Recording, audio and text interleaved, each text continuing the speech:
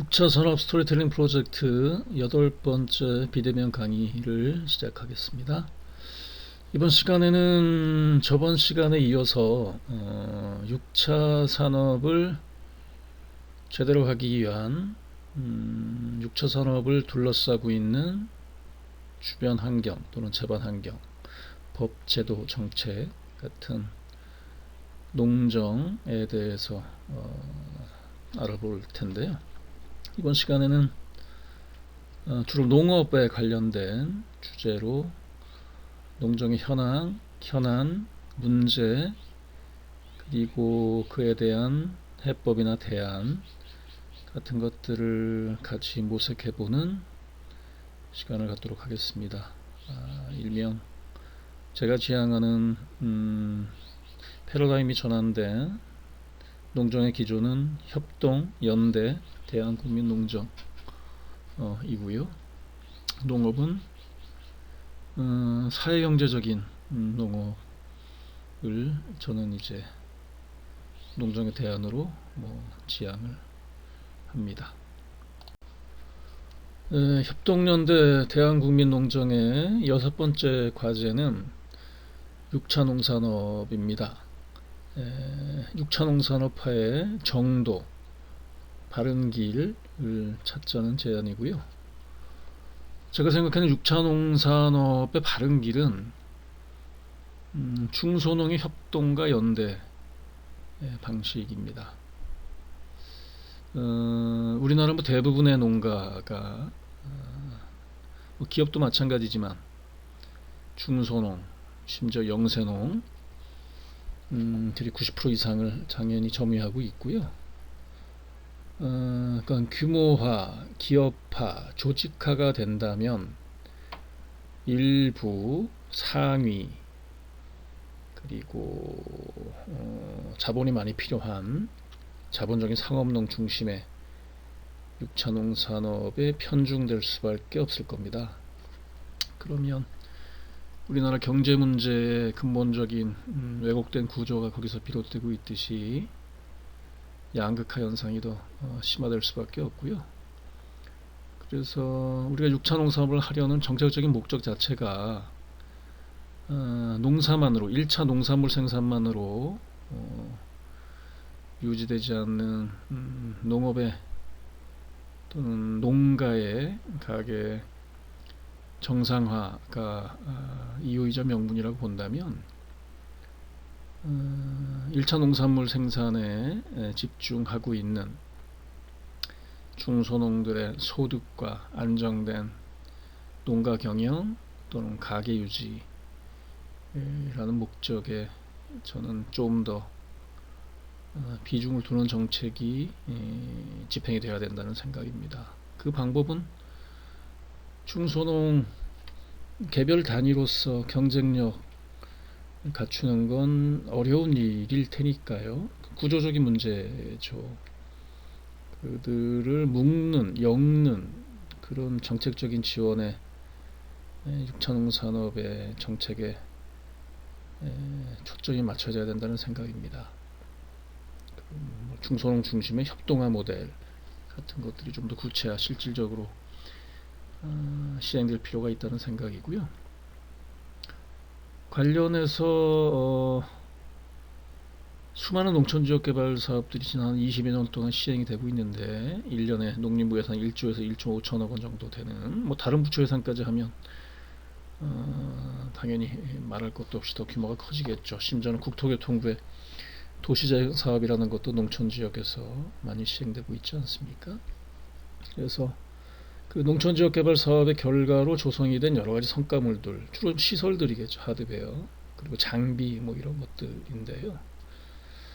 그런 것들이 안타깝게도 당초 목적대로, 매뉴얼대로, 사업 계획대로 충분히 시행되거나 활용되지 못하고 있는 게 우리 이제 농촌의 현실인데, 그 시설들을, 그 성과물들을 농업가, 그러니까 더 적정하게는 오히려 농촌지역개발 사업의 성과물들은 1차 농업보다는 2차 가공, 3차 서비스 쪽하고 더 밀접한 관련이 있는 사업 분야이기 때문에 그걸 이제 6차 농산업이라고 본다면 농촌 지역 개발 사업을 활성화시키는 또는 농촌 지역 개발 사업의 당초 목적을 시행할 수 있도록 만드는 그런 장치, 동력으로서 6차 농산업의 의의가 저는 특별하다는 생각이 들고요. 그래서 6차 농산업만을 위한 별도의 투자 또는 예산 이런 고민을 하기 이전에 기존에 조성이 되어 있는 안타깝게도 유휴시설화 될 위험에 처해 있는 수많은 농촌 지역 개발 사업의 성과물들을 6차 농산업과 연계하는 모델도 고민해야 될 필요가 있다 라는 생각을 하고 있습니다. 한때 현재 어떤 상태가 되는지 정확히 저는 모르겠는데요. 6차 농산업 정책을 시행할 때 그와 관련된 6차 농산업을 영위하는 농가가 활용할 수 있는 여러 가지 이제 시설들, 가공시설 대표적이겠죠. 그런 것들을 전국적으로 농림부 차원에서 조사해서 리스트업하는 작업, 그걸 디렉토리라고 그때 표현했었던 것 같은데 그런 작업들을 아마 해놨을 겁니다. 그것도 제가 지금 얘기하고 있는 농촌지역개발사업 연계 모델의 주요한 한 거리가 될 수 있을 거고요. 그러니까 그런 것들을 다시 한번 정리해서 체계화하는 작업들을 다시 한번 점검하자 제안입니다. 그리고 농가 단위로 또는 마을 단위로 6차 농산업 또는 6차 농업을 영위하는 건 여러 가지 이제 한계에 부딪힐 수 있다고 저는 이제 생각을 합니다. 근본적으로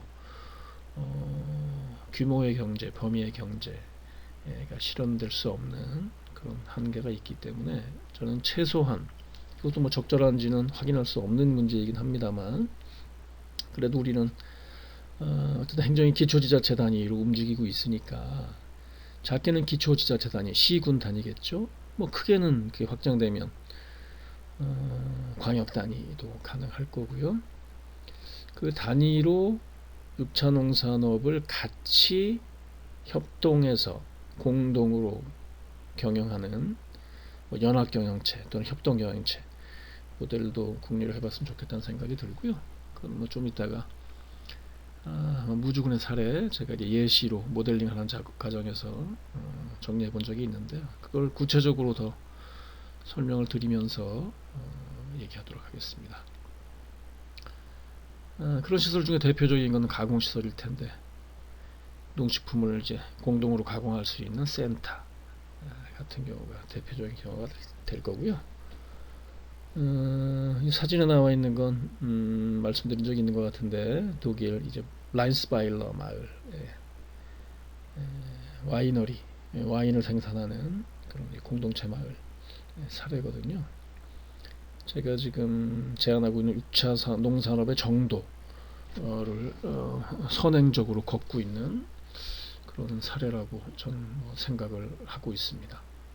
160개 농가 중에서 열몇 농가만 가공할 수 있는 역량이 있는데 그럼에도 불구하고 나머지 농가들은 숙박, 체험 같은 것들, 식당 이런 것들을 연계해서 같이 운영을 하는 일종의 공동경영체, 협동과 연대 공동경영체 마을 자체가 그런 모델을 보여주고 있다는 생각을 전 하고 있습니다. 사진에 보면 샘물인데 1581 이렇게 적혀 있지 않습니까? 1581년에 저 샘물이 솟기 시작했을 것 같은데요. 마을은 한 800년 된 거로 제가 들은 것 같고요. 그러니까 저 샘물이 저 와인 공동체, 와인을 테마로 하는 공동체 마을의 동력이 될 수 있다는 상징적인 그런 사진이라고 저는 생각을 합니다. 그 다음에 7번째 대한국민논문 과제는 기업화 농산업입니다. 근데 이때 기업화라고 얘기하는 건 자본 또는 상업적인 기업 이 독과점하는 그런 농산업을 의미하는 게 아니고 마을과 또는 지역이 함께하는 예전으로 치면 둘의 공동체로 농사를 짓듯이 그런 기업을 의미합니다. 넓게 얘기하면 마을 기업이 결국 뭐 그런 취지였고요. 최근에 제가 많이 쓰고 있는 지역 단위의 협동 경영체가 이제 그런 의미라고 볼 수 있습니다. 마을 단위의 농업 공동체는 뭐 여러 가지 사례가 있습니다. 농림부에서 한 뭐 들녘 공동체 관련된 뭐 사례도 있고, 일본 쪽에도 뭐 그런 모델이 있는 거로, 정책이 있는 거로 제가 듣고 있고요. 단지 많이 전국 단위로 보편화되거나 활성화되고 있지 않아서, 또는 우리나라 농가들의 현실이 중소농, 심지어 영세농 수준의 농가 규모라서, 농사 규모라서 마을 단위 농업 공동체를 결성을 하고 운영을 하는데 적절하지 않은 경우들이 대부분의 지역이라서 일반화되지 않은 그런 한계가 있긴 한데요. 농사를 짓는 단계부터 이제 농업 공동체 개념으로 대안을 모색하는 작업들이 어쨌든 선도적인 지역에서 이루어지고 있습니다. 그 다음에는 중소농들이 모여서 생산하는 단계부터 생산자 협동조합이죠. 제가 이제 첨부한 사진에서 보듯이 독일의 슈베비시할 생산자 협동조합 게마이샤프트 말씀을 제가 드렸지 않습니까? 호헨로의 지역시장이라는 일종의 로컬 푸드 마켓도 같이 운영하고 있고, 유기농 식당, 뷔페 식당도 같이 운영을 하고 있고, 그러니까 한 1,500가 농가 정도의 싼 농가, 그러니까 양돈 농가죠. 양돈 농가들이 모여서 30몇 년째 역사를 지금 쌓고 있는 세계적인 대표적인 중소농 생산자 협동조합의 모델을 보여주고 있는 곳이거든요.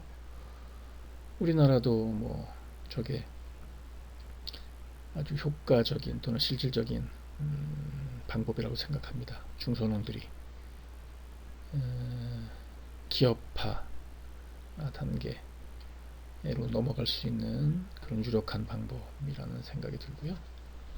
그리고 마케팅도 당연히 자연스럽게 공동으로 이루어질 수 있어야 되겠죠. 이 마케팅적인 이론에서 뭐 밸류체인이라고 하지 않습니까? 생산, 가공, 유통, 뭐 선순환되는 그런 중소농끼리도 그런 마케팅의 밸류체인을 얼마든지 가동시킬 수 있다는 생각이 듭니다. 이게 일단 제가 한번 예시를 한번 들어본 거고요. 제가 살고 있는 무주의 이제 무주군의 이제 지도입니다. 이제 지역 단위, 그러니까 시군 단위, 기초지자체 단위의 공동체 사업을 협동해서 경영하는 그 네트워킹 모델입니다.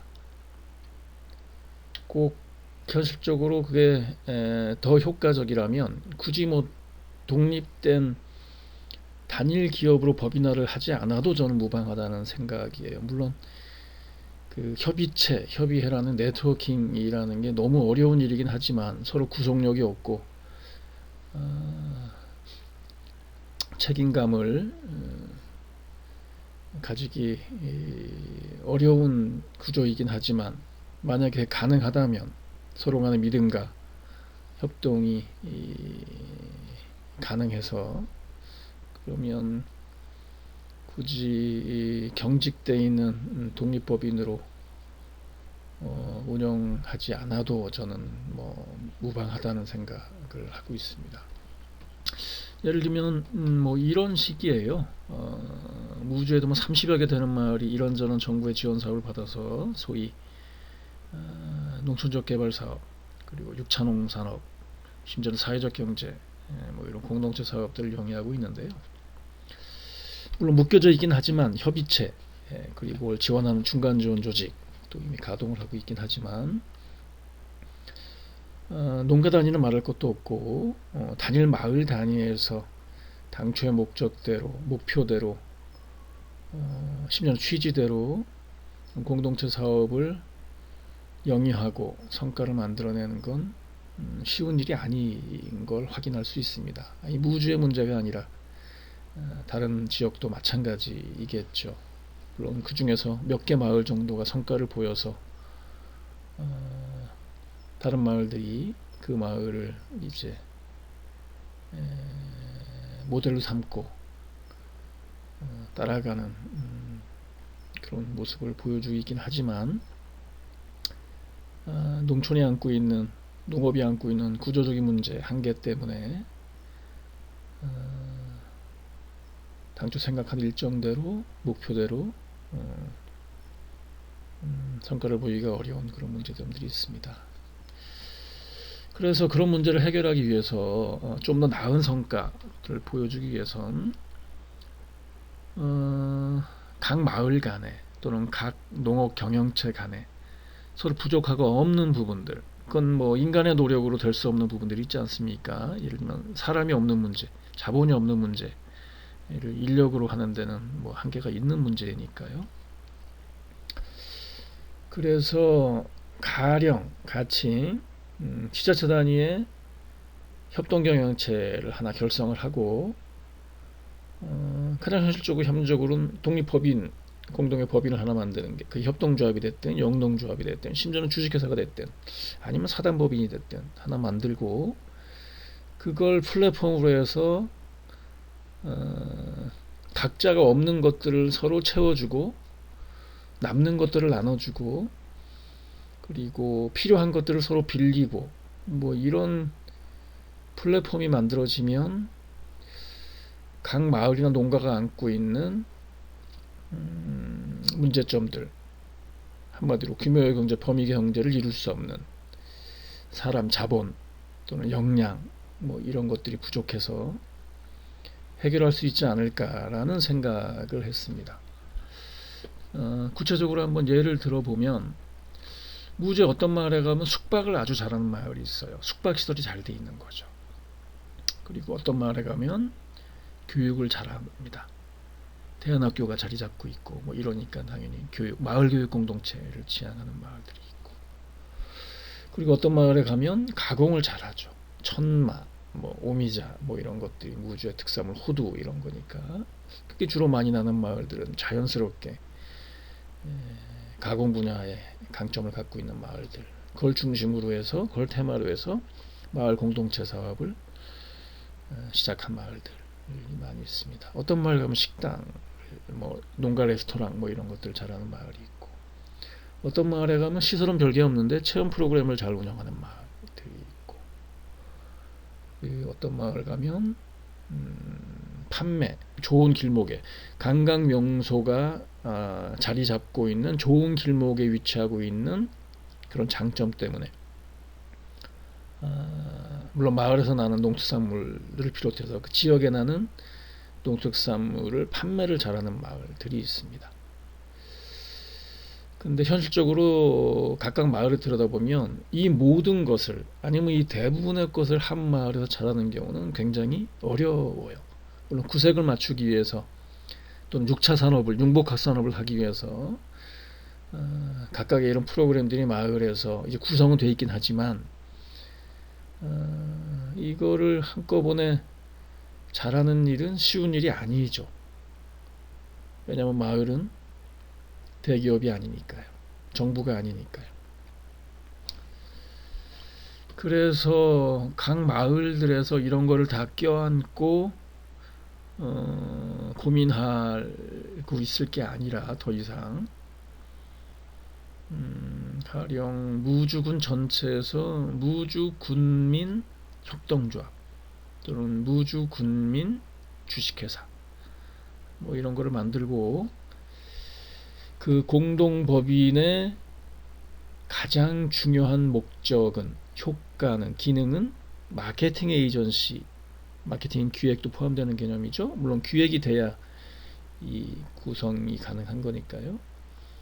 각 각각의 마을이 갖고 있는 가장 좋은 상품, 프로그램, 서비스들을 잘 팔아주는 역할을 그 공동법인에서 할 수 있으면 마을도 좋고 지역 전체도 좋고 하는 시너지 효과 같은 것들을 이룰 수 있겠다라는 생각이 들었습니다. 가령 예를 들면 우주군에 한 30개 마을이 있는데 어떤 마을에, 그러니까 도시에 있는 사람들, 방문하는 사람들 또는 구매하려는 사람들, 소비자 입장에서 봤을 때 우주의 어떤 마을에 가장 좋은 숙박시설이 있고 가장 좋은 먹을거리가 있고 가장 좋은 농산물이 있고 하는 것들을 알기가 어렵죠.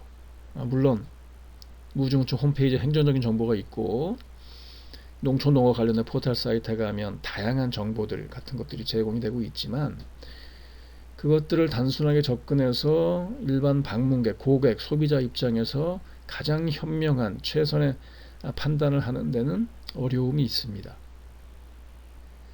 그런 어려움을 해결해 주는 방법은 그 각자 소비자로 하여금 가장 좋은 정보를 찾고 하는 어려운 노력들을 줄여주는 방법이죠. 그러니까 이제부터는 우주군에는 공동법인, 마케팅 에이전시 역할을 훌륭하게 수행할 수 있는 공동법인이 있다면 그 공동법인의 홈페이지에 들어가면 내가 특별히 따로 노력을 하지 않아도 가장 좋은 잠자리가 있는 마을, 가장 좋은 농산물이 있는 마을, 왜냐면 거기 다 모여 있는 거니까요. 일일이 찾아 들어가지 않고 그 마을을 가장 최선의 정보 선택을 제공받을 수가 있고, 그래서 앞으로는 소비자 입장에서는 무주의 어떤 마을, 특정한 마을을 기억할 필요 없고 찾아갈 필요도 없이 단지 무주군민협동조합 또는 무주군민 주식회사만 알고 있으면 언제든지 무주군에 있는 최선의 마을, 최선의 농산물, 최선의 체험 프로그램을 믿을 신뢰 있게 그리고 만족할 만한 그런 정보와 서비스를 공급받을 수 있다는 그런 장점이 있다는 생각을 저는 하고 있습니다. 가까운 사례로 유사한 사례로 진안 마을 주식회사 같은 경우가 있긴 한데요. 거기 주의할 지점이 다르긴 했어요. 그게 어떻게 보면은 지역 단위의 협동경영체 같은 모양이고 역할을 할 수 있죠. 무주 진안군에 있는 각 마을에 생산하는 농산물들 같은 경우 거기 모이고 로컬푸드 직매장에, 그리고 식당도 같이 붙어 있고 또 그 진안에 이제 농수산물을 원재료로 한 가공품 식품 같은 것도 만들고 관련된 체험이나 축제 같은 것도 하고 있고 중심적인 역할을 하고 있죠. 진안군이 그동안에 각 마을 단위에서 해왔던 그런 성과들이 모인 곳이거든요. 그걸 좀 더 정교하게 또는 경영을 좀 더 심화시키면 제가 지금 제안하고 있는, 주장하고 있는 지역 단위의 공동체 사업의 협동경영체 같은 역할을 얼마든지 수행할 수 있다는 생각을 저는 하고 있습니다. 그 다음에 대한국민농정의 8번째 과제 또는 제안은 먹거리 정의입니다. 미국 쪽에서도 하고 있는 거라서 푸드 저스티스 이렇게 이제 번역이 될 텐데요. 저는 먹거리 자체가 사회 정의라는 생각이 들어요. 먹을 수 없으면 모든 사람들은 살 수가 없으니까요. 먹거리가 이를테면 상품이 되거나 흥정의 대상이 되거나 이럴 수 없다는 생각을 근본적으로 갖고 있거든요. 그러니까 먹거리라는 거는 그 자체가 곧 인권이라는 생각을 하고 있습니다. 그래서 좀 그 실감이 나는 예를 들면 사진에 나오듯이 장수에 있는 이제 어떤 부분은 오래전부터 이런 일을 하고 있습니다. 지금은 약간 다른 일에 또 집중을 하고 계신 거로 제가 듣고 있는데 꾸러미 사업을 해요. 그 마을이 이제 귀농인들의 공동체 마을이라서, 그래서 이런저런 이제 농산물들 가공품들을 모아서 도시에 있는 소비자들한테 공급을 해주고 있는데요. 예를 들어서 그 꾸러미 한 구자당 3만 원이라고 한다면, 이곳은 그 10%를 더 받습니다. 그러니까 3만 3천 원을 받게 되죠. 그러면 어떻게 되냐면 10구자가 모이면 한 구자가 더 생기는 셈이 되는 거죠. 11번째 구자가 생기는 거죠. 3천 원 10%씩을 더 받으니까. 그래서 이분들은 그 나머지 한 구자, 11번째 구자로는 뭘 하냐면, 뭐 지역도 마찬가지겠지만 지금 도시에 있는 소위 우리가 얘기하는 취약계층, 사회 취약계층들, 그러니까 돈이 많지 않아서 또는 가난해서 좋은 먹거리를 먹고 싶어도 능히 사 먹을 수 없는 그런 계층들이 엄연히 우리 사회에는 있지 않습니까? 그런 계층들한테 기부를 하는 이제 소위 운동에 가까운 그런 활동을 하고 있어요. 그걸 이제 먹거리 정의 운동이라고 부를 수 있을 텐데요. 뭐 그런 식입니다. 그래서 우리는 뭐 식품기부 활성화법 뭐 이런 것도 있고, 푸드뱅크 뭐 이런 게 있지 않습니까? 그리고 뭐 쿠폰 뭐 이런 걸 발행을 하기도 하고요. 그리고 뭐 이곳저곳 다양하게 농민시장 또는 농민식당 이런 것들이 생기기도 하는데요. 이런 것들이 좀 더 본격화될 필요가 있다. 그리고 각각의 선지자들 아니면 활동가들이 떠맡을 일이 아니고, 먹거리 정의는 사회 정의이기 때문에 국가나 사회가 감당해 줘야 될 책무라는 생각이 들어서, 가령 먹거리 운동 같은 경우 열심히 하시는 뭐 단체나 그런 활동가들이 있는데요. 그게 좀 더 제도화가 돼서 정부가 좀 더 적극적으로 능동적으로 관여를 해서, 가령 농촌과 도시 또는 농민과 도시민 먹거리 정의 연대 같은 네트워크 같은 것들이 만들어 질 필요가 있다라는 생각을 합니다. 그 다음 9번째 이제 농정 과제인데요. 농산물 유통입니다. 좀 혁신적인 그 대안이 마련될 필요가 있는 분야죠. 농산물을 생산해도 팔 수 없거나 제가격을 받을 수 없거나, 아니면 처음부터 생산을 조절을 할 수가 없거나 결국에 과잉 생산해서 폐기될 그런 위험을 안고 불안한 농사를 시작을 하거나, 이런 일들이 비일비재하지 않습니까? 그게 바로 유통의 구조 문제가 이제 불합리해서 생기는 문제라는 그런 생각이 들고요. 그래서 농민들한테 물어봐도 뭐 어떤 조사 자료, 설문조사 자료를 보면 뭐 농민의 버킷리스트 1위는 농민과 도시민, 농촌과 도시가 상생할 수 있는 직거래라는 이제 답을 하거든요. 그래서 그걸 해결하기 위해선 로컬 푸드 좀 더 강화될 필요가 있고요. 그리고 꾸러미 사업 같은, 이게 뭐 CSA라고 해서 뭐 커뮤니티 서포티드 뭐 에그리컬처 뭐 이 정도 아마 번역이 될 것 같은데요. 그것도 좀 더 활성화될 필요가 있고, 그리고 우리나라에는 지금 가동되고 있지 않는 건데, 마케팅 보드라는 게 사실상 농산물 유통 구조를 혁신할 수 있는 가장 유력한 정책 제도이거든요. 이게 뭐 외국 같은 경우 호주의 뭐 키위 뭐 이런 것들 같은 경우가 마케팅 보드를 통해서 생산량을 애초에 조절하고 시장의 가격 조절 기능 같은 것들을 여기서 이제 하고 뭐 이런 주요한 역할을 하는 곳이거든요. 뭐 유통위원회 뭐 이렇게 말할 수도 있을 것 같고요. 우리나라도 농민운동가들 또는 농업에 대한 특히 유통에 대한 고민을 하고 있는 사람들이 가장 선결되어야 될 과제로 마케팅 보드를 주장을 하고 있는데요. 가령 뭐 이런 것들을 어차피 전국 단위에서 이거는 움직여줘야 되는 문제이기 때문에 농협 차원에서 마케팅 보드의 역할을 할 수 있는 그런 실질적인 장치를 마련해야 될 그런 필요 또는 책임이 있다는 생각이 듭니다. 예를 들면 마케팅 보드의 역할은 이런 거예요. 계산에 가면 이제 불정 농업이라는 것이 있습니다. 지역 단위의 아주 선도적 혁신적인 모델로 많이 알려져 있잖아요. 민주적이기도 하고.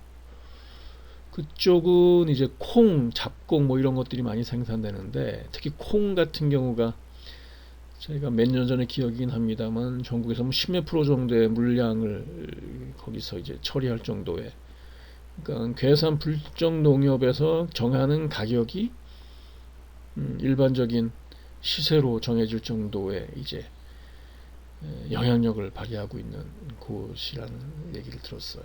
그게 어떻게 보면은 마케팅 보드의 역할, 마케팅 보드를 표방하고 있지는 않지만 사실상 마케팅 보드의 콩에 관한 역할을 할 수 있는 기본적인 형태가 아닌가라는 생각을 하고 있습니다. 그게 전국으로 이제 확산되면 되는 거잖아요. 한 지역에 지금 국한되어 있긴 하지만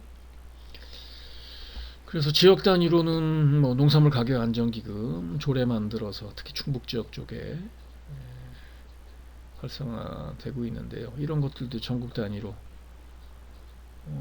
만약에 확산이 된다면 농산물 유통의 혁신적인 대안, 물량, 적정한 물량, 그리고 적정한 가격, 그래서 농가들의 안정된 농가 경영 같은 것들이 연결될 수 있는 그런 필수적인 장치라고 저는 생각을 합니다. 10번째 대한국민농정 과제는 친환경 농업입니다.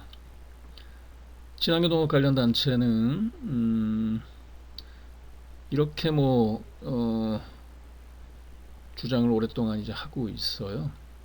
일종의 구호일 수 있는데요.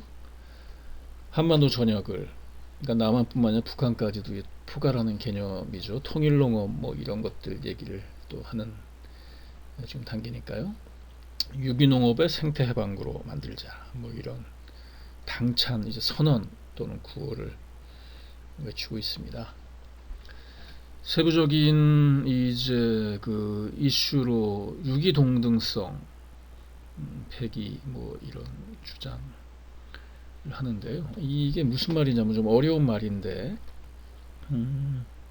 그러니까 우리나라 수입 농산품, 특히 농식품들이 많으니까 우리나라 6차 농산업 경영체들한테 직접적으로 밀접하게 관련 있는 그런 이슈라고 할 수 있는데요. 예를 들어서 미국에서 농식품을 수입을 할 때 그 나라 미국의 이제 기준으로 법으로 유기농 인증을 받은 농식품 같은 경우에는 우리나라의 기준에 맞춰서 별도로 심사를 하지 않고 수입 심사를 하지 않고 그대로 인정한다. 뭐 이런 거예요. 그럴 경우에는 가령 예를 들면 미국은 듣기로는 제가 알기로는 GMO 성분이 포함이 돼 있어도 유기농 인증을 받는 경우들이 있다고 들었는데 우리나라는 안 되는 거거든요. 그러니까 그렇다면은 GMO가 포함되어 있는 재료가 포함되어 있는 농식품이 그냥 아무런 심사나 장벽이 없이 우리나라 소비자들한테 바로 연결이 전달이 된다는 심각한 문제가 이제 발생을 할 수도 있는 것이죠. 우리나라 같은 경우는 GMO 농산물 뭐 일본 다음으로 세계에서 두 번째로 많이 수입하는 뭐 옥수수 또 식용유 원료가 되는 뭐 이런 것들 때문에 그러는데요.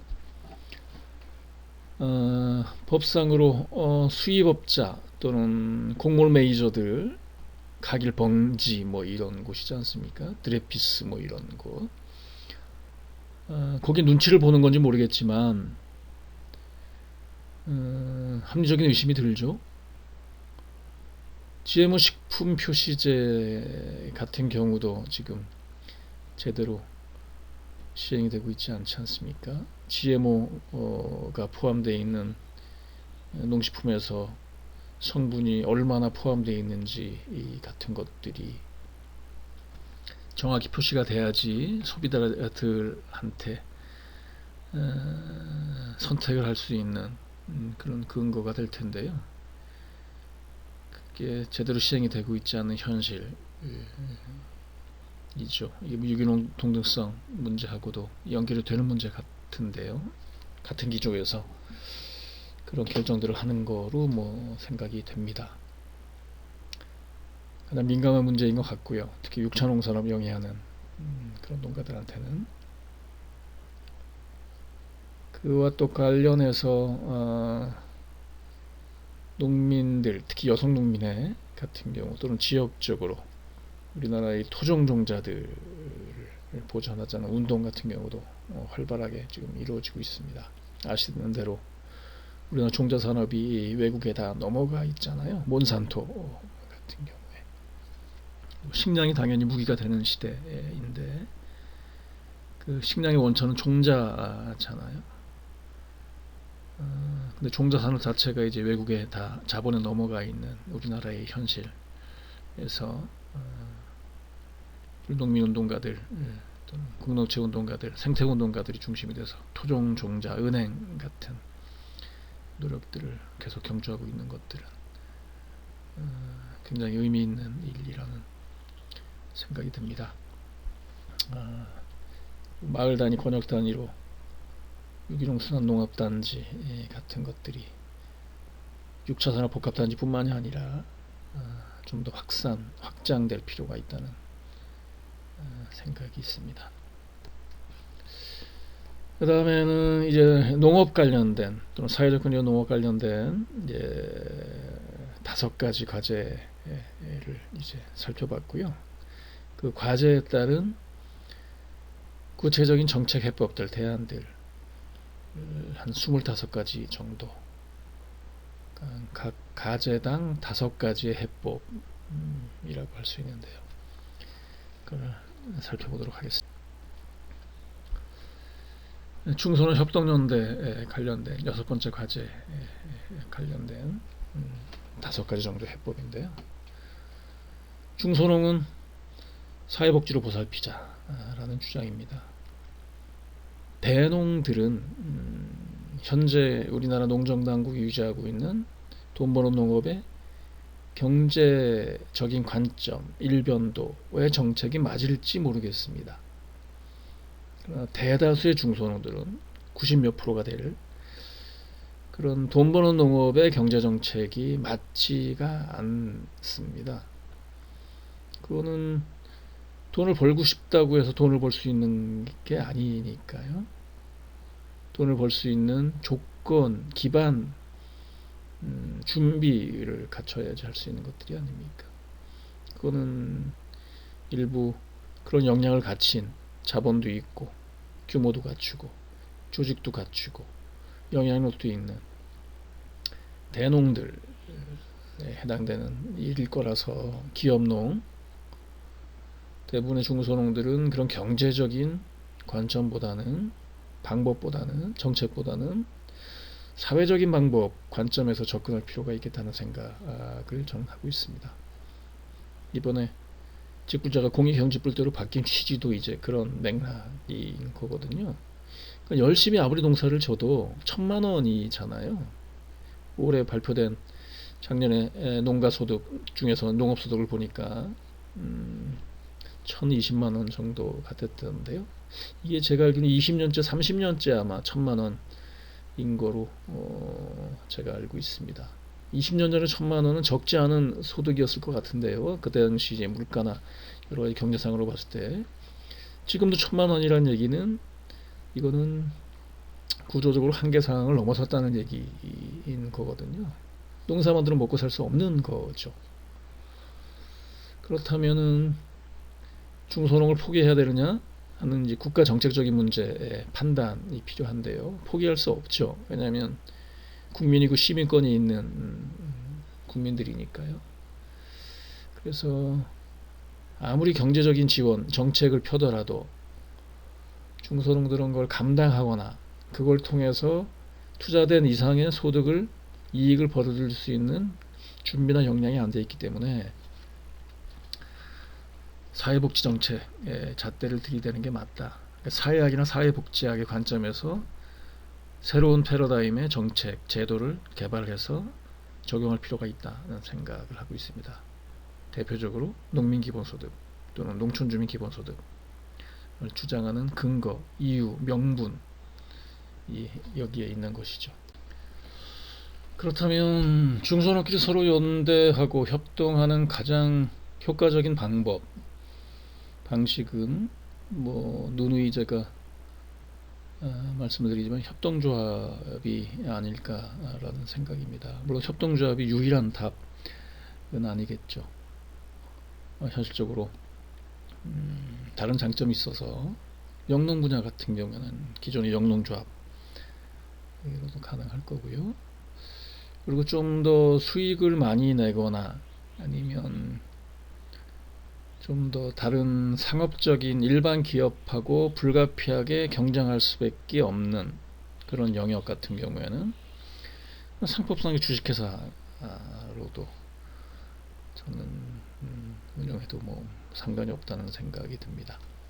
그럼에도 불구하고 협동조합은 공동체 사업을 하는 가장 좋은 그릇 또는 옷이라는 생각을 저는 하고 있어서 쉽지 않죠.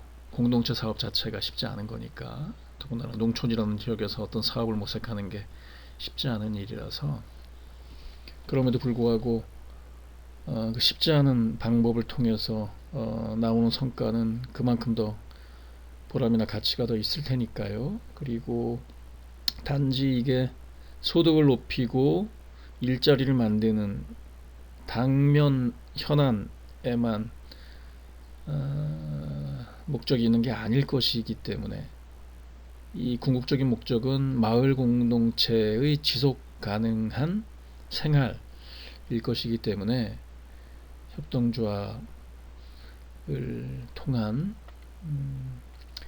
방법을 모색하는 게 저는 가장 현명한 방법, 어렵지만 현명한 방법이라는 생각을 하고 있습니다. 굳이 협동조합에 대해서는 다른 부연 설명을 하지 않아도 또한 말을 많이 했고 이후에도 관련된 얘기들을 할 수밖에 없기 때문에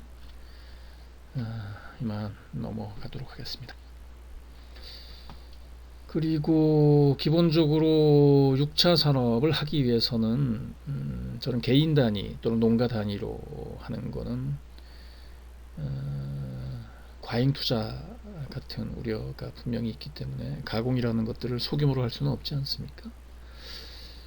그래서 저는 사업시설, 특히 가공장 또는 판매장, 교육장 같은 것들은 공유할 수 있으면 좋겠다라는 생각이 있습니다.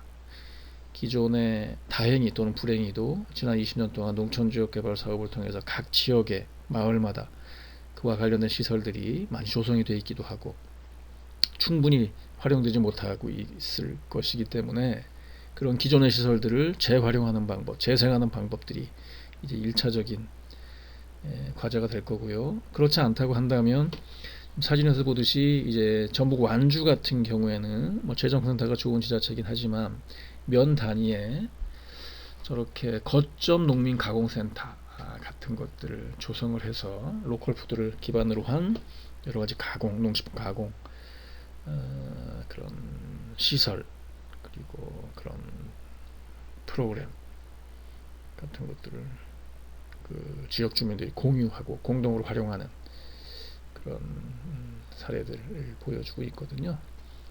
다른 지역도 얼마든지 가능하다는 생각입니다.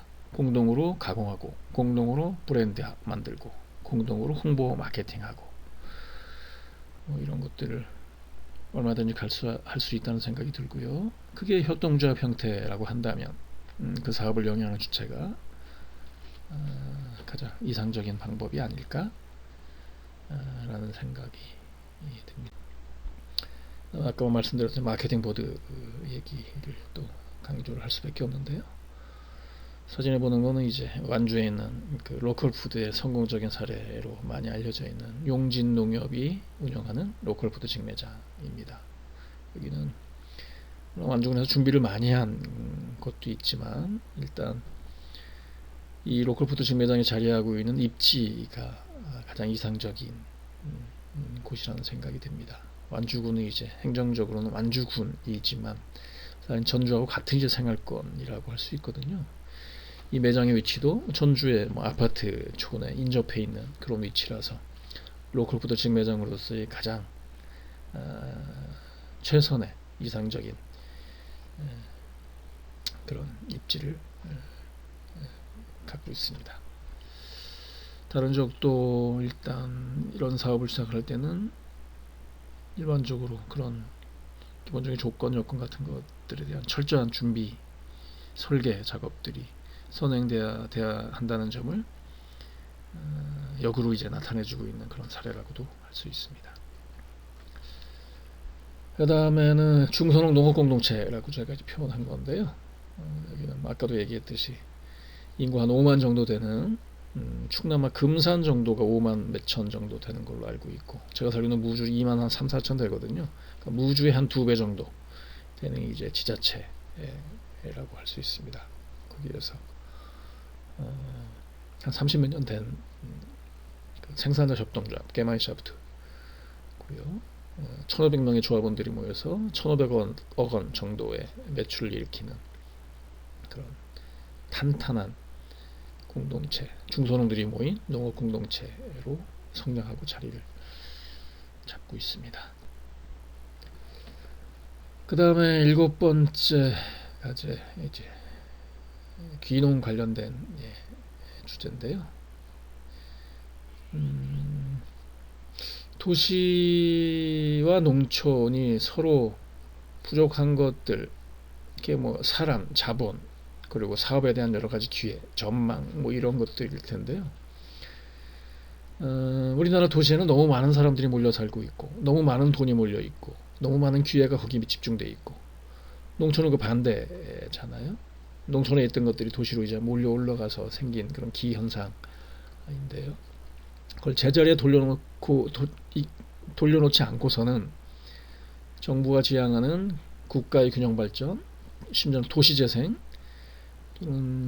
농촌 활성화, 저는 이거는 요원한 일이라는 생각이 듭니다. 그렇다면 도시민들은 도시에 그대로 남고 농민들은 농촌에 그대로 살면서 서로 거래하고 교류하고 하는 것들은 그런 계획이나 동기를 촉발하는 효과는 있을지언정 근본적으로 도시의 과밀화 문제, 농촌의 과소화 문제, 심지어는 소멸 위기의 문제를 해결할 수는 없다는 생각이 듭니다. 뭐 상식적인 생각이고요. 그렇다면 우리가 소위 얘기하는 귀농을 통한 그런 물리적인 변화가 있지 않고서는 저는 근본적으로 그 문제가 해결되지 않는다는 생각을 하고 있습니다. 정부기관이 일부 혁신도시로 옮겨간다고 해서 문제가 해결되지 않는 것과 똑같은 것이죠. 생활 기반 자체를 이제 옮겨야 되는 문제가 있습니다. 그러자고 한다면 이제 먹고 사는 문제가 해결돼야 될 텐데 그 문제는 제가 뭐 다른 과제 통해서 다시 강조를 드리도록 하고요. 저는 귀농을 생각할 때 저는 이제 18년, 19년 차 얼치기 귀농이긴 합니다만 3단계의 진화 과정이 있을 수 있다고 봅니다. 1단계는 귀농인 또는 마을 주민입니다. 농촌으로 이사를 가서 주민등록을 이전을 하면 그 마을 주민이 되는 거죠. 단지 근데 여전히 고민하고 갈등을 합니다. 어떻게 먹고 살아야 되는지. 농사를 져서 먹고 살기는 어려운 것 같은데 라는 현실적인 고민 늘 시달리는 그런 시기입니다. 그걸 1단계라고 보는 거고요. 요행이 또는 슬기롭게 용기 있게 그 1단계 아주 수동적인 행정적인 의미로서의 단지 마을에 살고 있는 사람의 단계를 넘어설 수 있다면 2단계 이제 마을 시민의 단계로 진화한 거라고 저는 생각을 합니다. 그 시기는 아무도 알 수 없죠. 저 같은 경우는 5년, 10년 사이가 아니었나라는 생각을 스스로 돌이켜보면 하고 있습니다. 뭐 아닐 수도 있고요. 마을 시민은 한마디로 뭐냐면 고민은 계속 되지만 먹고 사는 문제 여전히 고단하고 이제 자각은 할 수 있는 단계. 스스로 마을에 살아야 되겠다. 또는 마을에서 어떻게 살면 먹고 살 수 있겠다라는 자각을 한 정도, 그리고 노력을 하고 있는 단계입니다. 농사를 짓든 농사를 짓지 않든 농촌에 있는 주민으로 생활하고 정착할 수 있겠다라는 생각, 자각을 하는 단계입니다. 그러니까 나나 내 가족 정도는 먹여 살릴 수 있을 것 같은, 자신까지는 아니더라도 생각이 드는 단계입니다. 대부분의 기농인들이 이 단계가 아닐까라는 생각을 저는 해봅니다. 그리고 요새는 이런 사람들이 눈에 많이 띄는데요. 그러니까 마을 시민의 단계를 현명하게 슬기롭게 극복을 하면, 넘어서면 3단계 마을주의자의 단계로 접어듭니다. 최소한 10년 이상 마을에 살아야 이 단계에 접어들 수 있지 않나라는 생각을 개인적으로 해봅니다. 뭐 아닐 수도 있고요. 대부분의 사람들은 마을주의자 단계는 이런 겁니다. 여전히 먹고 사는 건 고단하죠.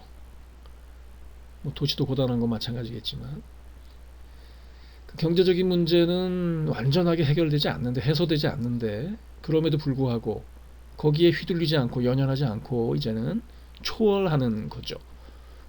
극복하는 걸 수도 있고요. 거기에 맞춰서 이제 살아가는 겁니다. 그리고 한 단계 정신적으로 성숙이 되는 거죠. 인간적으로도 완성이 되는 걸 수도 있고요. 마을주의자 단계에서는 나나 내 가족 정도만 건사하는 게 아니고 이제 남도 보입니다. 이웃도, 주변도, 지역도, 마을뿐만이 아니라 지역사회도 보이는 단계까지 넘어갑니다. 물론 아무나 이렇게 될 수 있는 건 아닌 것 같고요. 자기 지역에서 살아가는 의미를 부단히 찾아가는 사람들한테만 이런 단계가 오는 것 같아요. 열심히 사는 사람들이고 이타적인 사람들이라고 할 수 있습니다. 그래서 마을 공동체가 잘 굴러가고 있는 마을, 지역사회가 활기찬 지역에 가면 이 마을주의자들이 그 맨 앞에 서서, 돈도 안 되는 일인데 대부분 소위 리더, 활동가 이런 역할들을 하는 장면들을 많이 볼 수 있습니다. 여기는 뭐 로컬 크리에이터 개념까지 나오던데요. 저는 이제 이런 마을주의자의 사례를 한 24가지 사례 정도 모아서 진주문고 펄북스 출판사에서 24인의 마을주의자라는 책을 내기도 했고요. 네. 그래서 소위 기농을 해서 지역에 또는 마을에 내가 살고 있는 이유를 찾고, 그리고 내가 지역에 살고 있는 게 그 지역에 어떤 형식으로든 기여를 할 수 있는 그럼 소망이나 바람을 당연히 갖고 있지 않습니까? 단지 먹고 살려고 내려가는 건 아니니까요. 그래서 마을주의자를 주변에서 살펴보시면 요새는 마을주의자들을 목격하실 수 있을 겁니다. 네, 마을 시민의 개념은 오래됐죠. 제가 이 책을 낸 지가 마을 시민으로 사는 법 2011년, 그러니까 제가 낸 책 중에서 가장 먼저 낸 책입니다. 마을 기업, 마을을 먹여 살리는 마을 기업하고 2011년에 냈고요. 마을 시민이라는 개념이나 생각을 한 지는 훨씬 전이겠죠. 제가 살면서 원고를 뭐 쓰는 기간도 있었고, 그래서 10여 년, 10몇 년 된 이제 제 생각이나 개념입니다.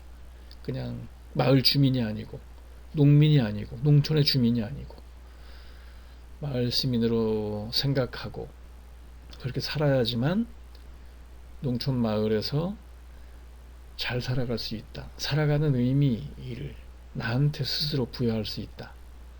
남한테 뭐 인정을 받을 필요까지는 없지만,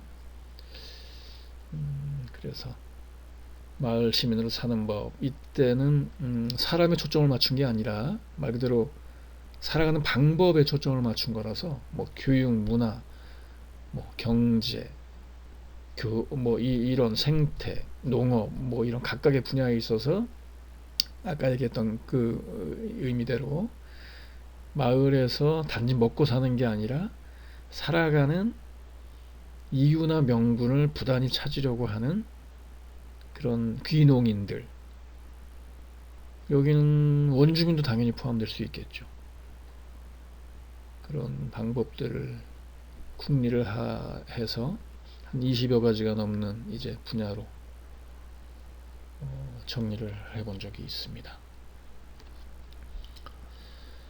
그리고 마을 시민을 생각할 때 이제 문화예술을 하는 사람들, 그리고 그 사람들이 갖고 있는 그런 역량, 잠재력이 농촌 마을 공동체를 이루거나 그거에 활력을 불어넣거나 또는 어떤 혁신적인 전망이나 대안을 보여주거나 하는 경우들을 저는 이제 많이 본 것 같은데요.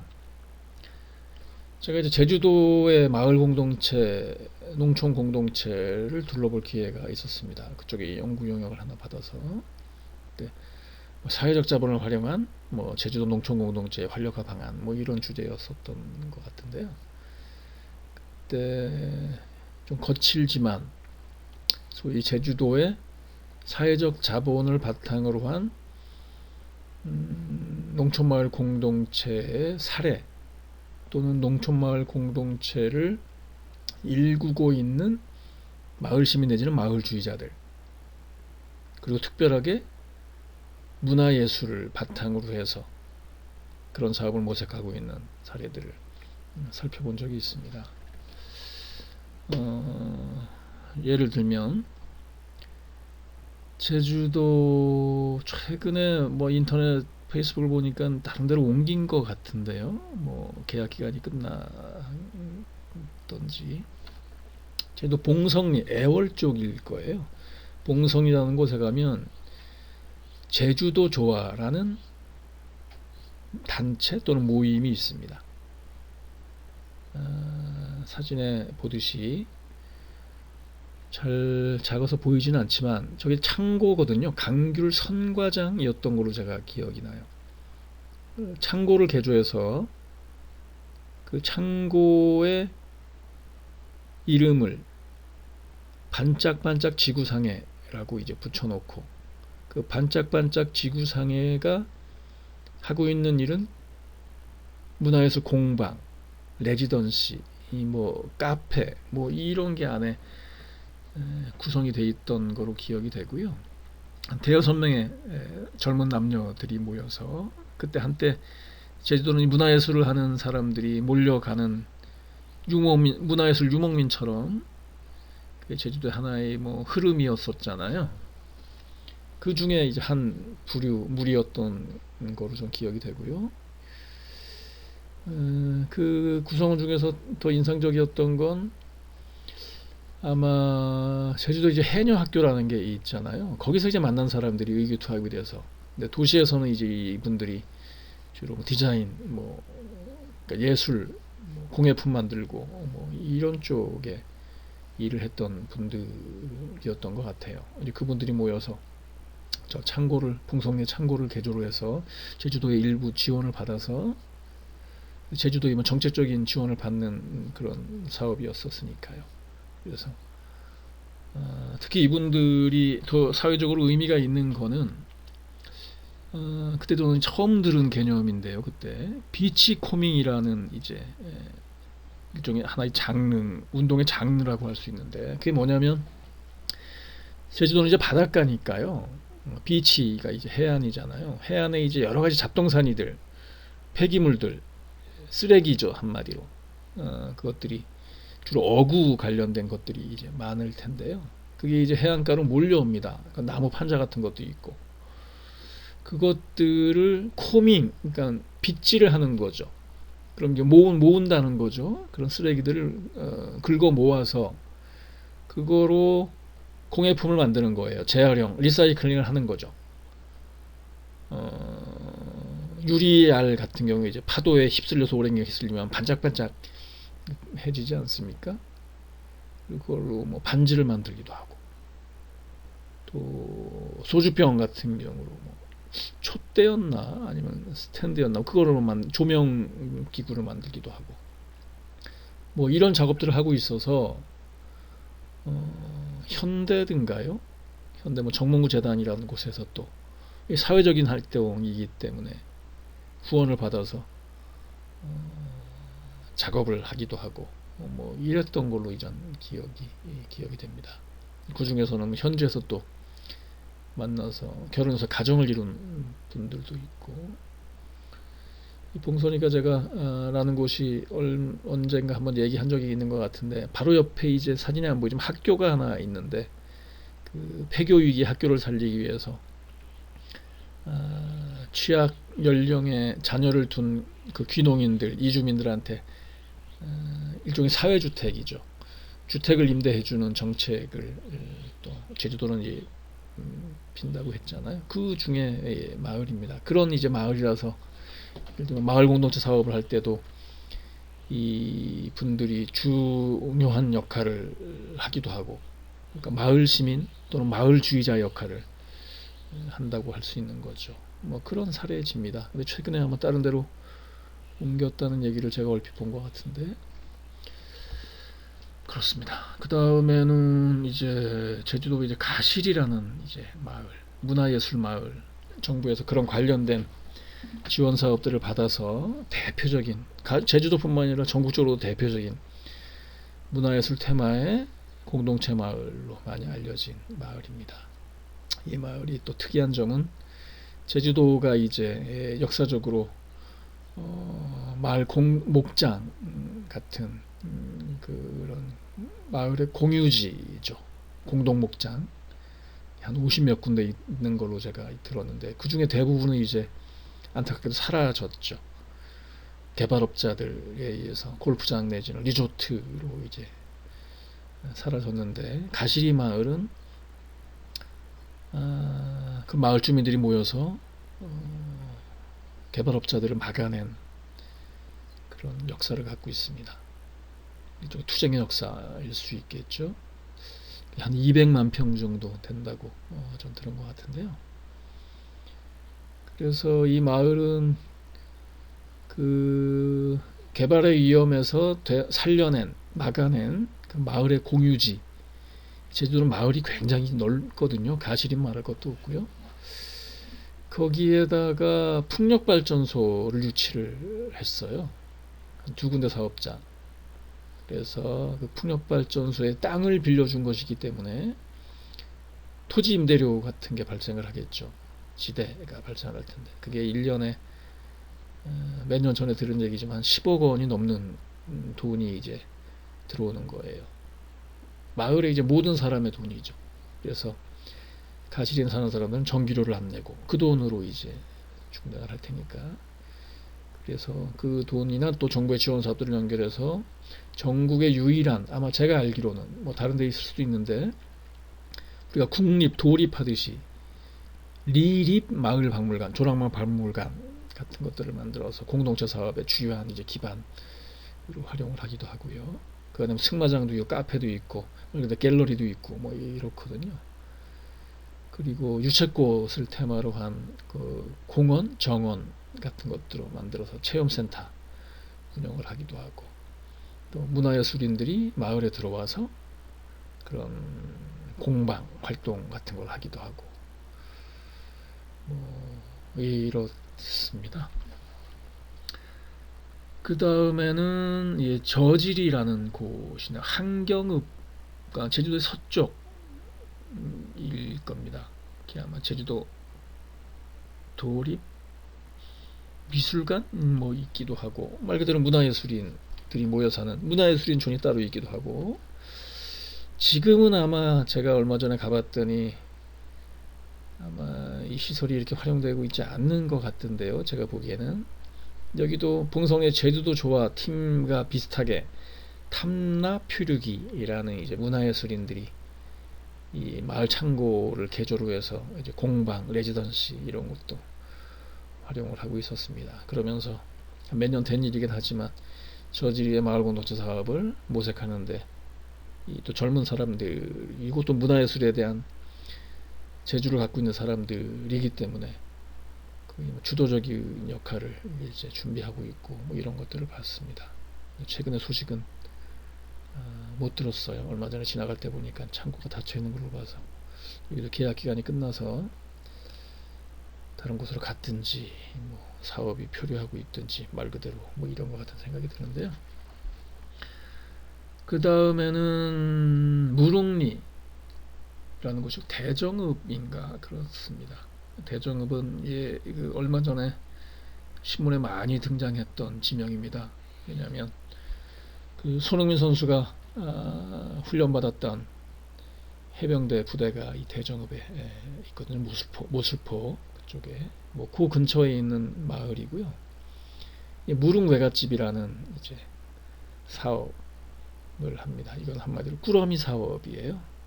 제가 알기로는 아마 회원이 한 2,000명 정도가 넘어가는 걸로 알고 있고, 꾸러미 사업으로는 규모가 제일 큰 회원 중에는 뭐 박원수 시장도 있고 가수 양희은 씨도 있고 소설가 뭐 조정래 씨도 있고 뭐 그렇다고 들은 것 같은데요.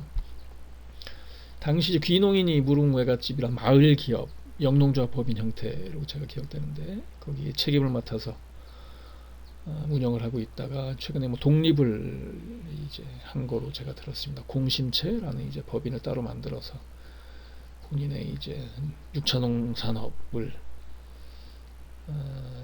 운영하고 있는 거로 들은 것 같은데요.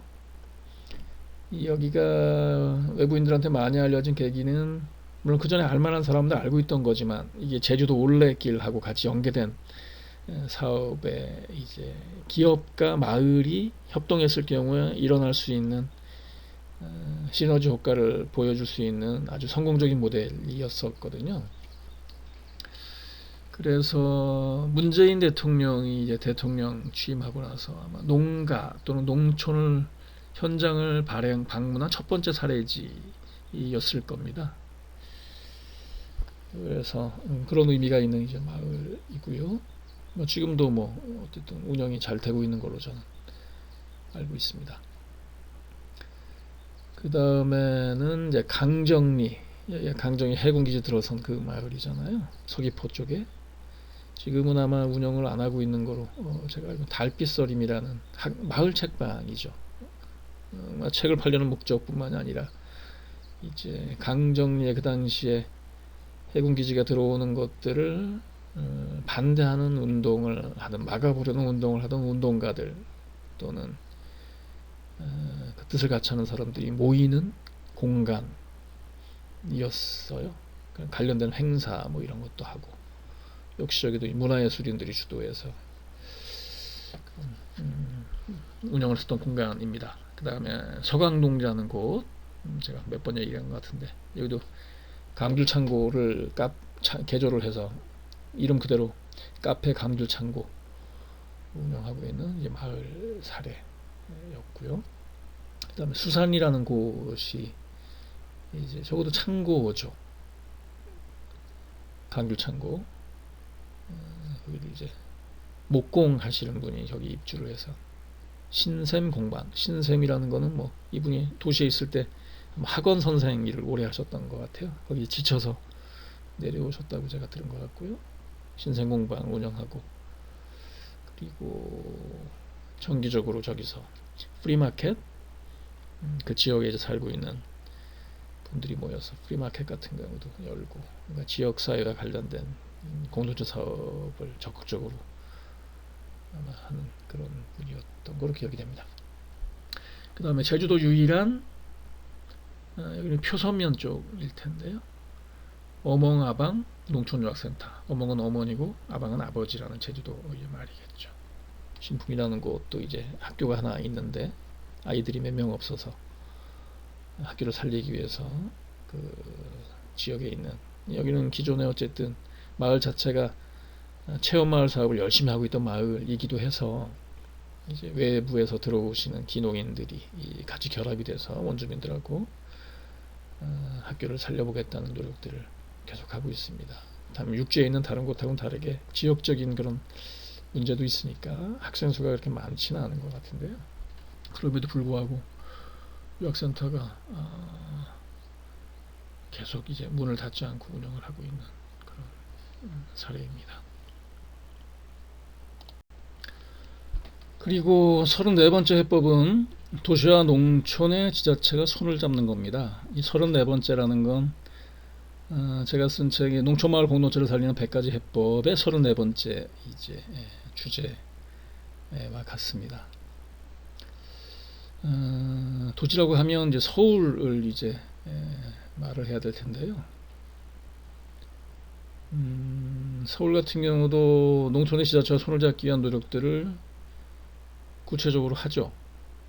일단 방언시장 자체가 예전에 시민운동할 때부터 이 분야에 당연히 관심과 애정을 갖고 있는 분이라서 이제 다른 지자체, 도시에서 하지 않는 좀 더 구체적이고 선도적인 그런 사업들을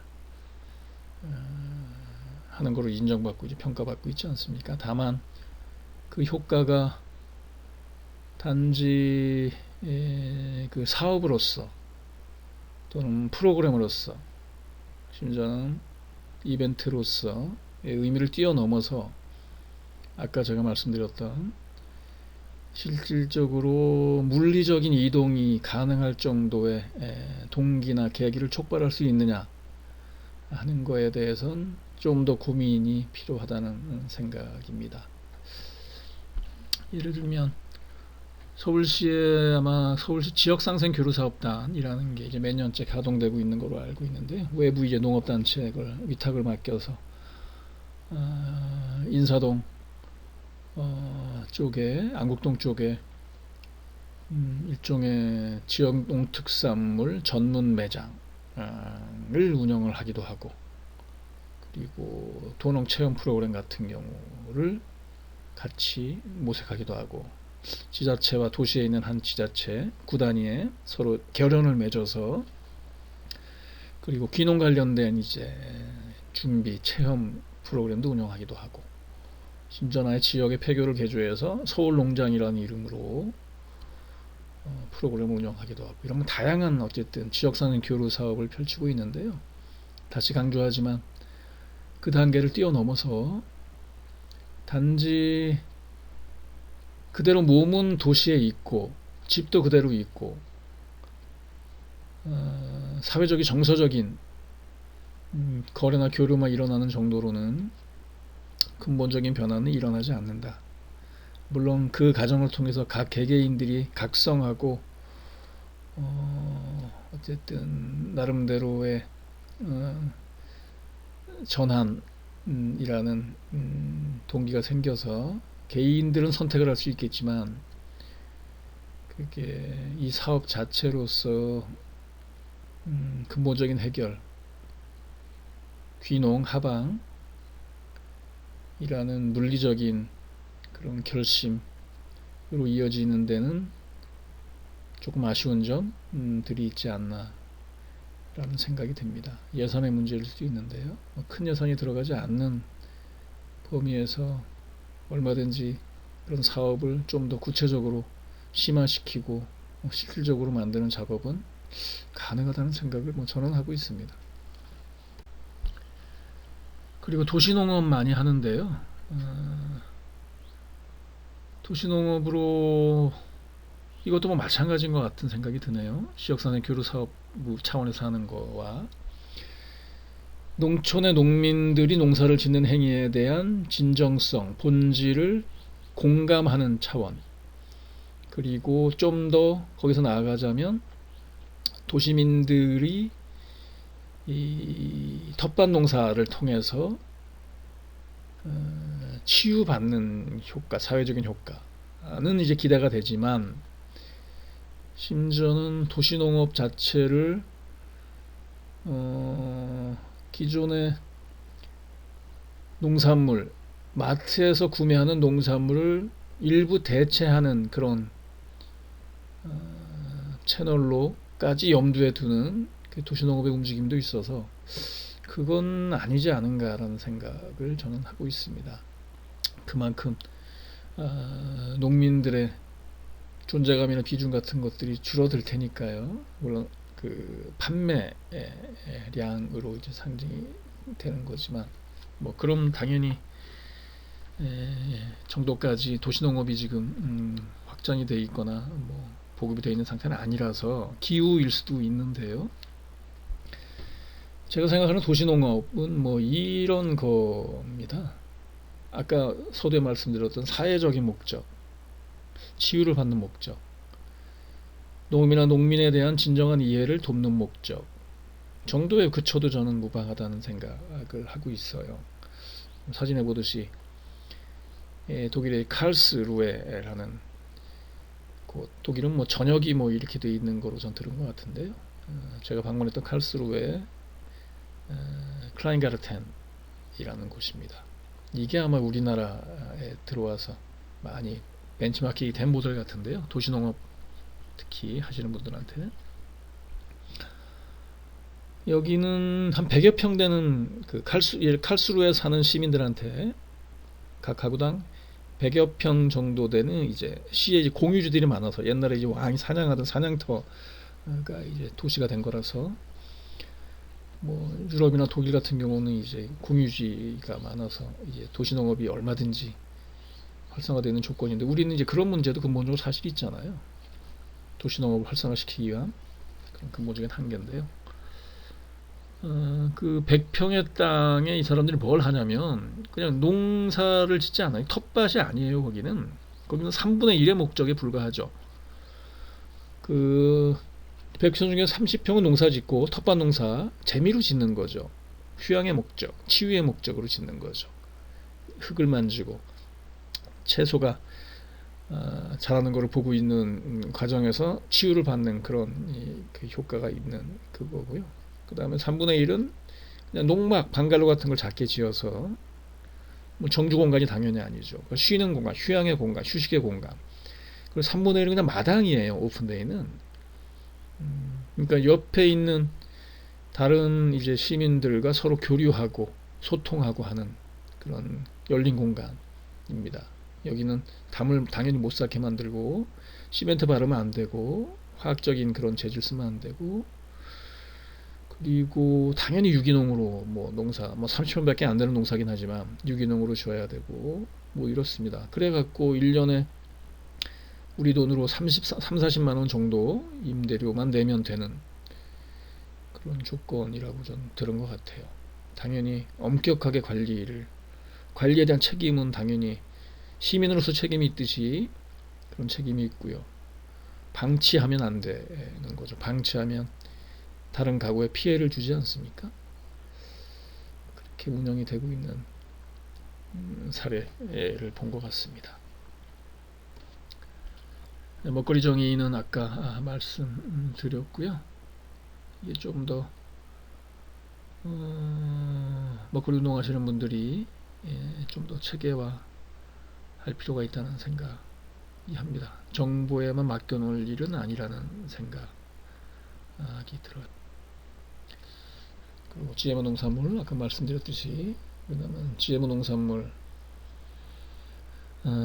성분을 제대로 표시하지 않는 그런 상황이잖아요. 그런 오해를 살 수밖에 없죠. 미국의 정부 또는 미국의 해외 5대 곡물 메이저의 눈치를 본다는 생각, 의심밖에 할 수 없는데요. 합리적이지 않죠. 그래서 새로 국회가 열리면 농업 관련된 의제 중에서는 가장 먼저 그리고 당연히 이제 손을 봐야 될 부분이 이 GMO 농산물 완전 표시제인 것 같습니다. 심지어는 농정당국의 물론 정부의 입장을 대변하니까 그렇게 말할 수밖에 없다는 이해를 하고는 싶은데요.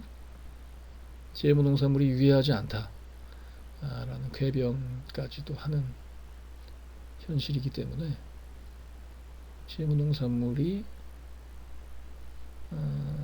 최소한 유해한지 아닌지는 개인이 판단에 맡기더라도 그거를 소비자가 구매할 때 선택을 할 수 있도록은 해야 되는 거 아니냐. 그게 이제 GMO 그 완전 표시, 식품 안전 표시제 취지거든요.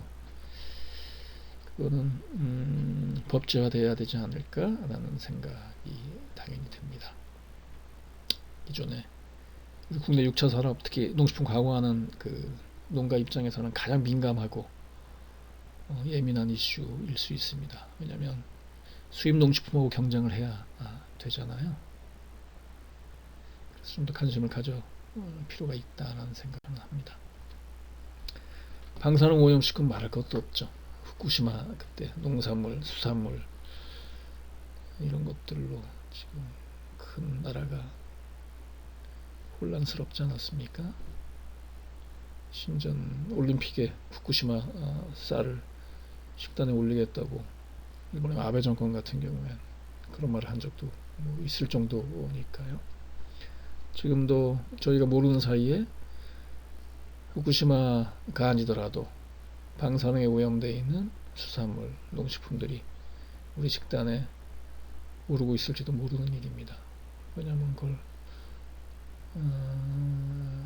검색하거나 그걸 차단할 수 있는 기본적인 장치들이 허술한 상태일 테니까요.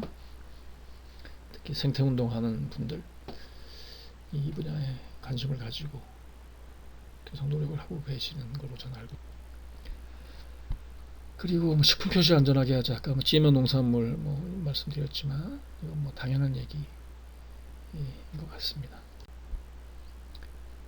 그리고 먹거리 정의자 안전 얘기할 때 다른 건 몰라도 공공급식, 학교, 공공기관, 관공서 이런 데 들어가는 식재료는 친환경 또는 유기농, 로컬푸드로 하자.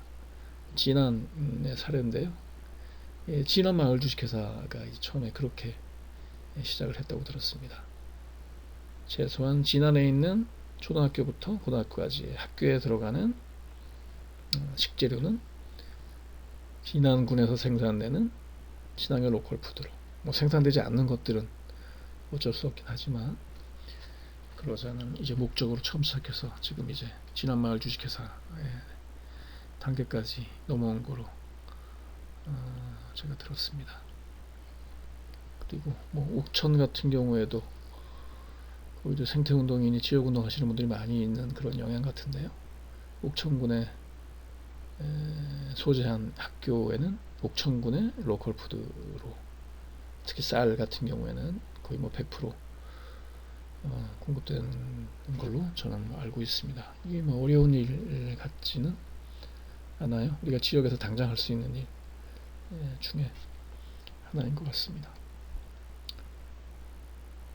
여기도 뭐 제가 말씀드렸던 사례 같은데 뭐 유럽 같은 경우는 로컬 푸드가 너무 당연한 거고 지역에서는 자기 지역에서 생산하는 농산물을 가장 대접해 주는 게 너무 당연한 일이라서, 그래서 여기는 한 번 더 뭐 말씀드리면 몬드제 또는 몬드 지역, 우리 말로 하면은 달의 호수 뭐 이런 뜻인데요.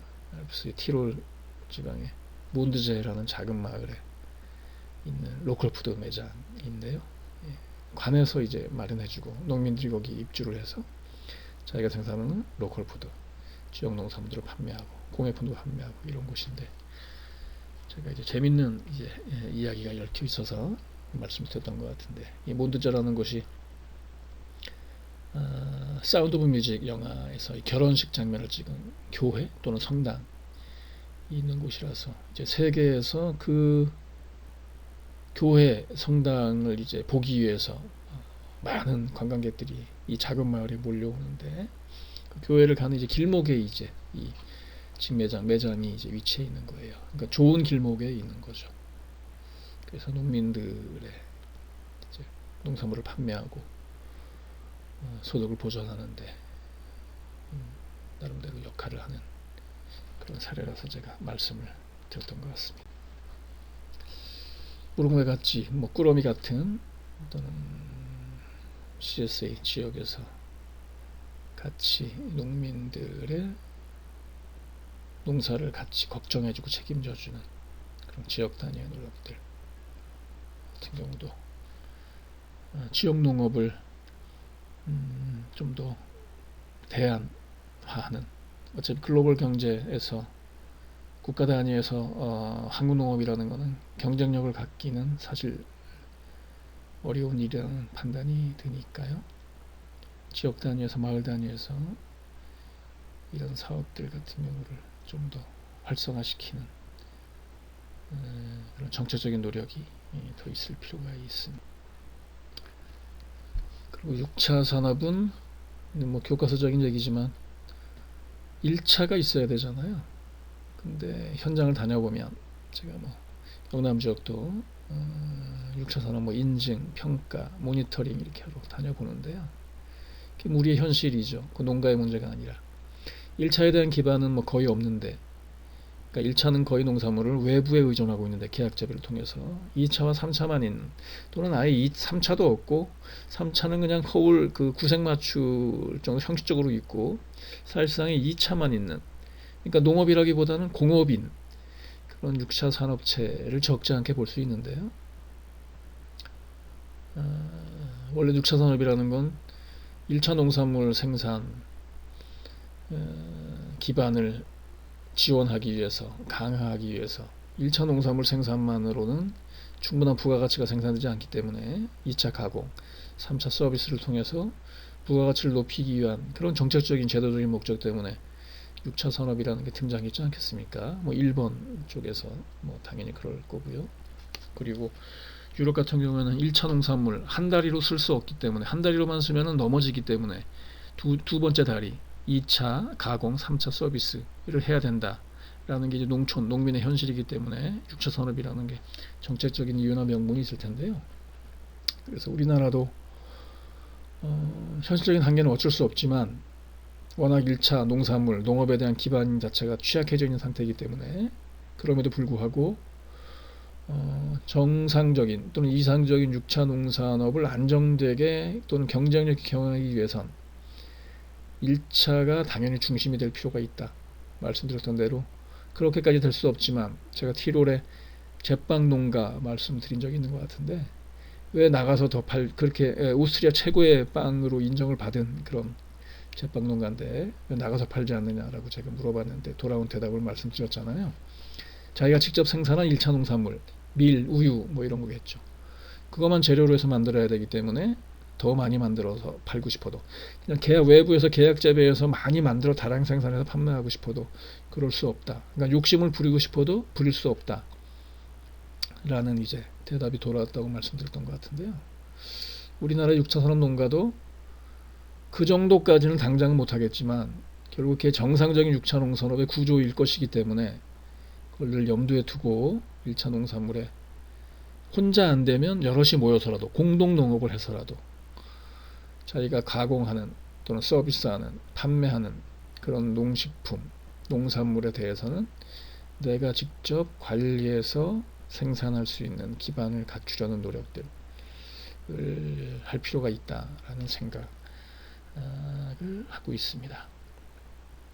사진에 보듯이 라인스파일러 이 포도 공동체, 와인 공동체도 그 라인강을 따라서 그 광활하게 펼쳐져 있는 포도밭 1차 농산물이 있기 때문에 가능했던 거거든요. 좋은 와인이 생산이 되고 많은 와인을 생산하고 뭐 이게, 그리고 관련해서 그거를 보러 사러 오는 관광객들을 위한 숙박이나 체험 프로그램 같은 걸 3차 산업으로 가능하고, 그래서 이 800년 된 마을의 와인 공동체, 그러니까 세계적인 명소로 자리 잡을 수 있었던 이제 근본적인 동력이 거기 있었다고 저는 생각이 됩니다.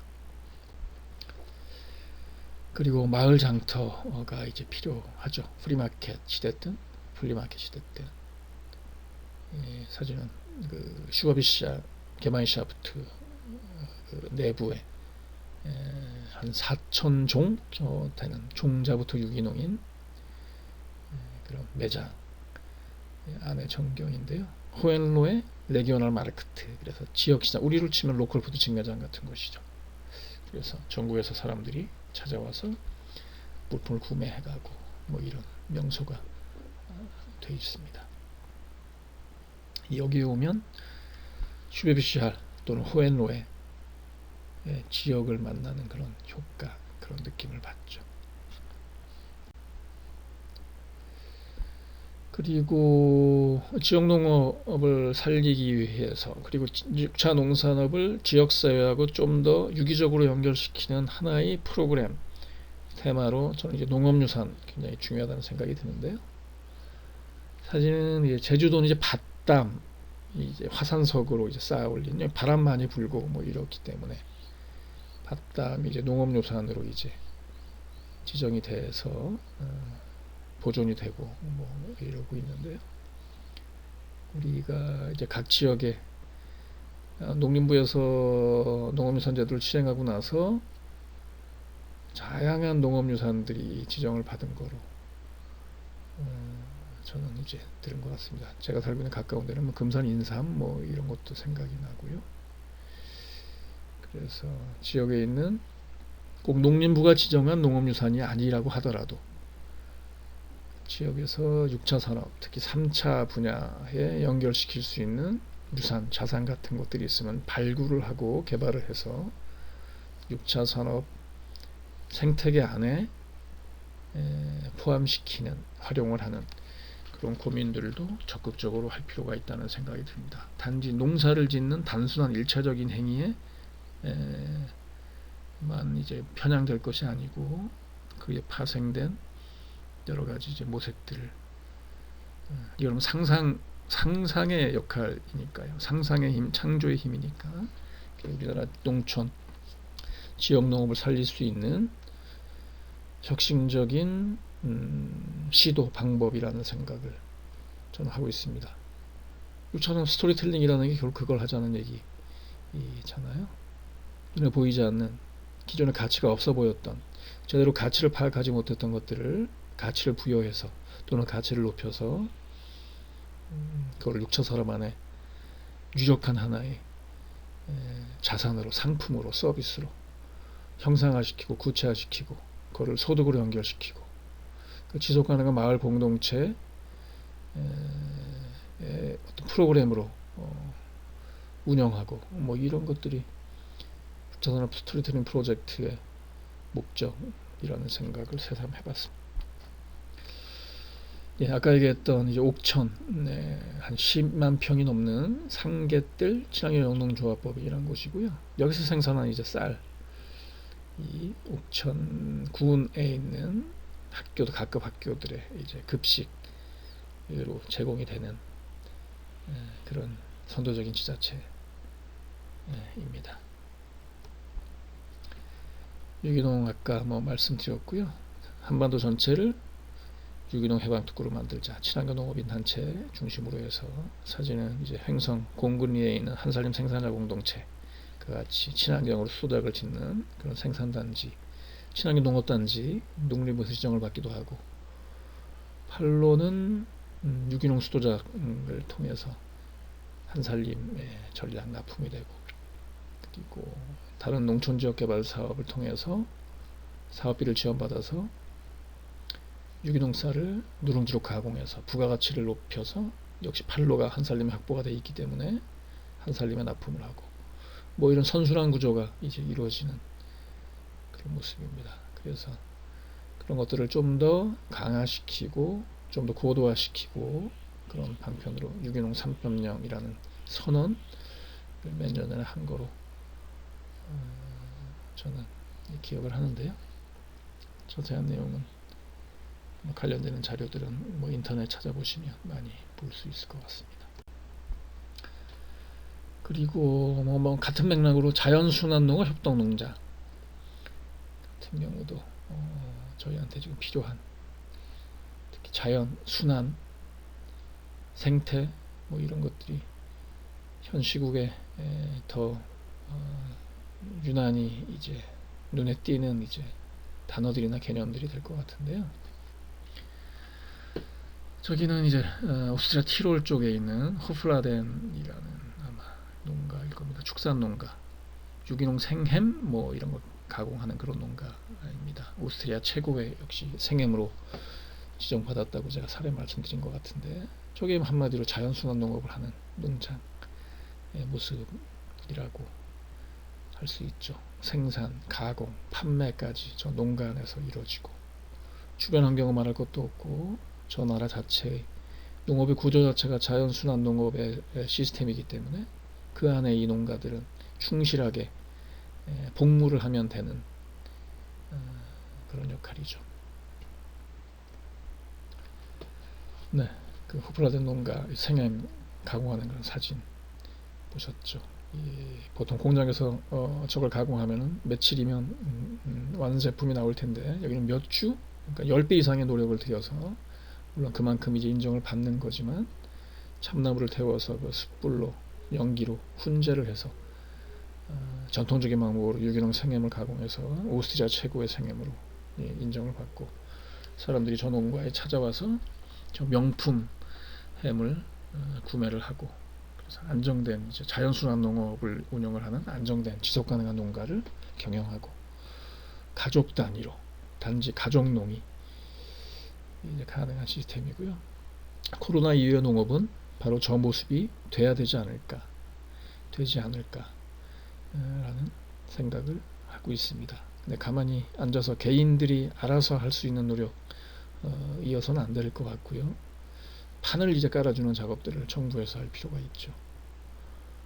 공익형식불제에서도 이제 친환경 농업을 지으면 가산직불로 해서 생태적인 노력을 하는 것에 대한 사회적인 보상 차원에서 그런 제도들 같은 틀이 마련되지 않았습니까?